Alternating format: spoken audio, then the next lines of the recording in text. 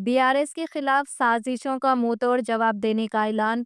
केसीआर तेलंगाना के अफक पर एक ताबनाक और रोशन सितारा। रियासत के अवाम के हुकूक और मफादात के तहफ़्फ़ुज़ के लिए हर सतह पर जद्दोजहद जारी रखने का अज़्म। रुकने कौंसल के कविता का कोरटला के बीआरएस कारकुनों के साथ इजलास से खिताब। रुकने कानून साज कौंसिल बीआरएस कल्वाकुंटला कविता ने बीआरएस के खिलाफ साजिशें करने वालों को दो टोक जवाब देते हुए कहा कि पार्टी कारकुनान पर झूठे और बेबुनियाद मुकदमात के इंदराज और हिरासानी को हरगिज बर्दाश्त नहीं किया जाएगा। वह अपनी रिहाइशगाह पर पार्टी कायदीन और कारकुनों के इजलास से खिताब कर रही थी। कविता ने कहा कि बीआरएस कारकुनान के तहफ़्फ़ुज़ के लिए कानूनी टीम तश्कील दी जा रही है जो ऐसे मुकदमात और साजिशों का मौसर अंदाज में जवाब देगी। कविता ने पुरजोर अंदाज में कहा कि सोशल मीडिया पर हक़ाइक़ को उजागर करना या हुकूमत की खामियों की निशानदही करना कोई जुर्म नहीं है। इजलास में जिला सदर जगतियाल कल्वाकुंटला विद्यासागर राव, रुकन assembly Koratla doctor A Sanjay और दीगर सीनियर कायदीन मौजूद थे। कविता ने कारकुनान की हौसला अफजाई करते हुए कहा कि तेलंगाना की तरक्की में बीआरएस कारकुनान का किरदार नाकाबिले फरामोश है और उनकी कुर्बानियों को कभी भी फरामोश नहीं किया जा सकता है। उन्होंने कारकुनान से मुखालिफिन की साजिशों का मौसर जवाब देने की अपील की है। उन्होंने कहा कि बीआरएस सरबराह व साबिक चीफ मिनिस्टर के चंद्रशेखर राव की क़यादत में तेलंगाना ने गैर मामूली तरक्की की है, जिसे झूठे इल्ज़ामात या बेबुनियाद बयानात के ज़रिए फरामोश और नज़रअंदाज नहीं किया जा सकता। उन्होंने वज़ीर आला रेवंत रेड्डी के हालिया बयानात पर शदीद तनकीद करते हुए कहा कि केसीआर कोई ऐसा पौधा नहीं है जिसे उखाड़ा जा सके, बल्कि वो तेलंगाना के अफक पर एक रोशन सितारा है जो हमेशा हमारी रहनुमाई करता रहेगा।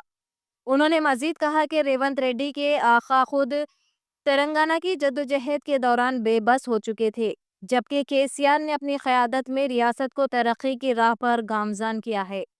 इजलास के दौरान ऑल इंडिया पद्माशाली संगम के नुमाइंदों ने कविता से मुलाकात की और ज़ात-पात पर मुबनी मरदमशुमारी से मुताल्लिक़ बीसी कमीशन को जामे रिपोर्ट की पेशकशी पर इजहार तशक्कुर किया।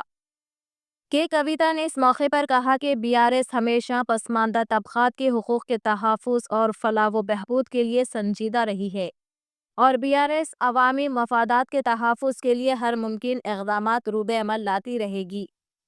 कविता ने हैंडलूम सनत पर जीएसटी के निफाज को मरकज़ी हुकूमत की गैर मुनसिफाना पॉलिसी करार देते हुए उसकी शदीद मज़म्मत की है।